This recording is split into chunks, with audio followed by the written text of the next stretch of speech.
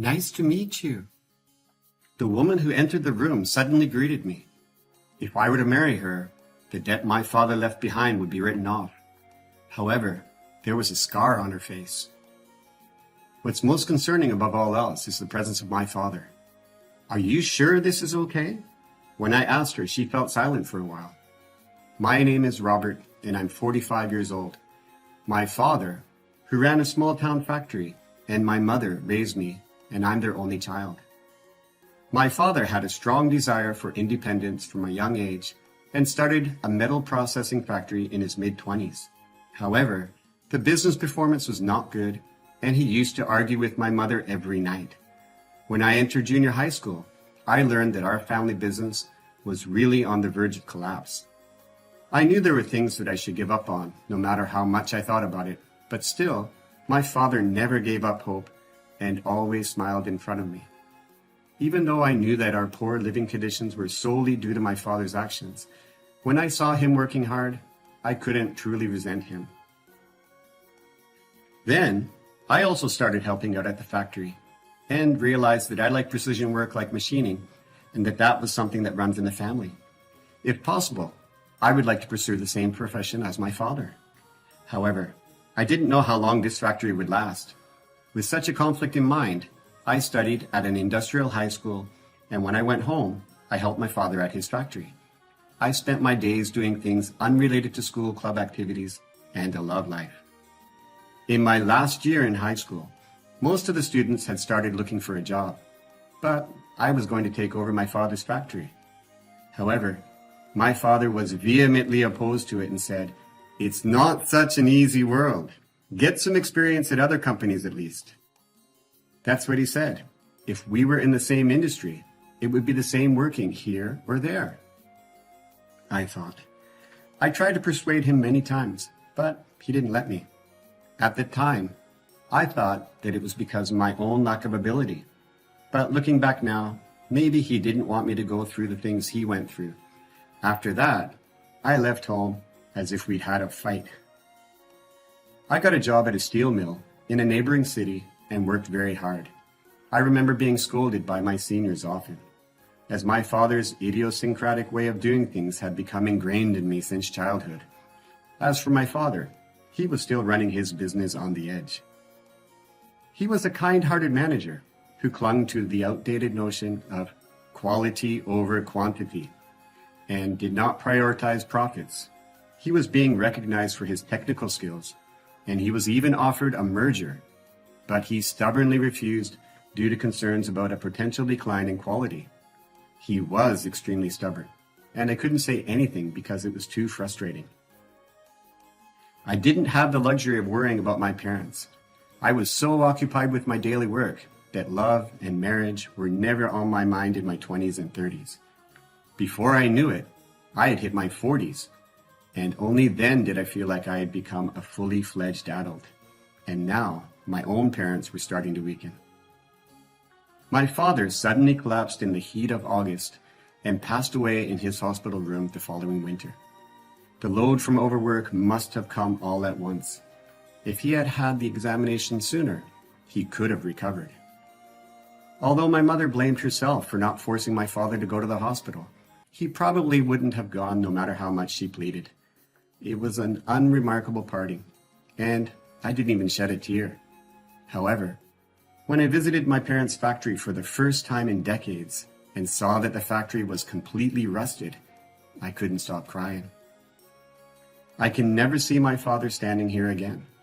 After all, I had always been watching his back, and it wasn't until I turned 40 that I finally understood that. However, if this was the case, there was no choice but to close down the factory. Of course, I wanted to take over and somehow rebuild it, but it was not realistic. I'd just follow my father's wishes and do my own thing. Just as I thought I had everything figured out and was looking ahead, unexpected events began to unfold in my life. It all started with my father's debt, which even my mother was unaware of.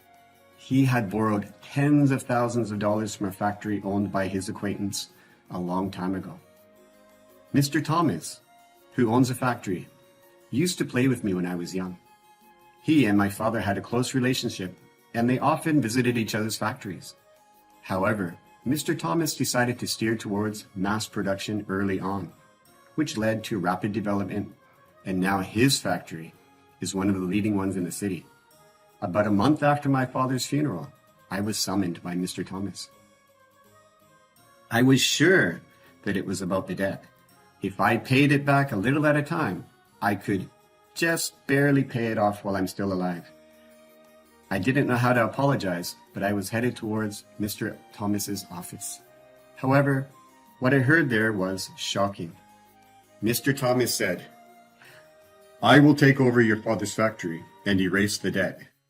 I couldn't believe my ears and wondered if it was some kind of joke. "In exchange, you will marry my daughter."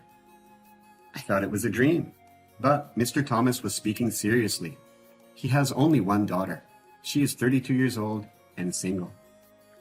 It seems that she was working as an administrative worker at his company, and she has never been married nor had any children. I heard that he just wanted her to settle down soon. If I married his daughter, our debt would be erased, our factory would be absorbed, and they could take over the machinery and technology. However, if I refused to marry her, all of these opportunities would disappear. I couldn't hide my confusion and quickly said what was bothering me. I don't have any particular experience with romance. Before he could even feel sorry for himself, he started talking. "It's the same for my daughter, so please just meet her," he said nonchalantly.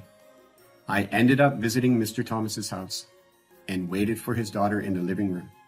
When the door opened, I couldn't help but catch my breath. On her face, there was a large burn mark, and the color of the skin on each side was different. It was clear at first glance that something had happened. The reason why Mr. Thomas offered to forgive the debt in exchange for marrying his daughter became clear. Surely, because of this wound, there wouldn't be any discussion of marriage. And what really tightened my heart was the fact that she accepted such a marriage. She said, "My name is Dorothy. Nice to meet you," and greeted me, giving the impression that she had no intention of opposing her father's words. I was bewildered and unable to say anything. She said nonchalantly, "My father told me everything, and if it's okay with you, I don't mind anything." She told me that her facial scar was caused by a burn when she snuck into the factory to play when she was a child. This offer might be good for me. My father's factory could remain, and I wouldn't have any debt. And on top of that, I'd be able to get married. However, there's no benefit for Dorothy. We both gazed at each other for a while without saying anything. What came to my mind was my father, of course. He left behind something unbelievable in the end. I can't even hate him for it. And maybe that's the only feeling that Dorothy and I had in common. "Are you really okay with this?" I asked. When I looked into her eyes and asked her, there was a long silence. However, tears began to well up in her eyes and eventually overflowed. Dorothy cried like a child. "How could I possibly accept this?" she was muttering to herself. She had forced herself to accept it. "Let's not do this," I said. "I should handle my debts in the factory on my own. I can't involve her in this." However, Dorothy wiped away her tears and tried to stop me. "That's no good. I have to do something about it," she replied.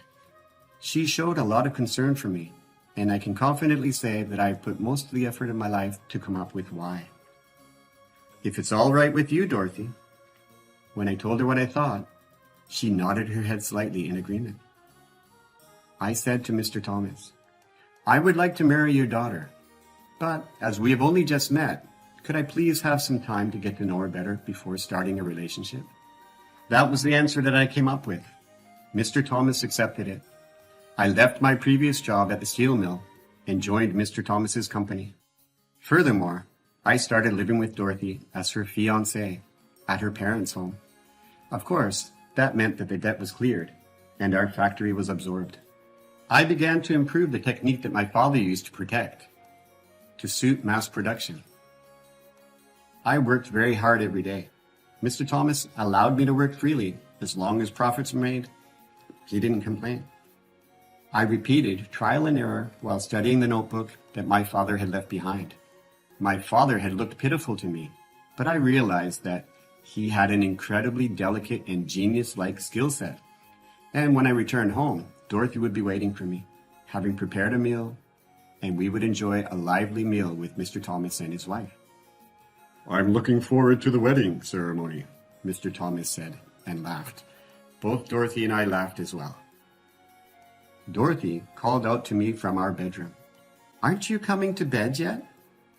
I continued working while replying, "It's for the two of us, you know." "Thank you very much," Dorothy replied. While murmuring so, Dorothy closed her eyes. There are my work clothes that she had ironed. Every time I see them, I remember my father and mother. Then time passed, and before I knew it, 3 years had gone by.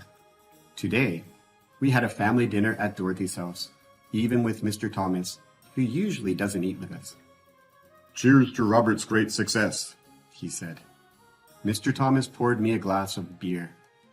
Over the past 3 years, I proposed a new processing line, utilizing my father's techniques, which resulted in a significant profit for the company.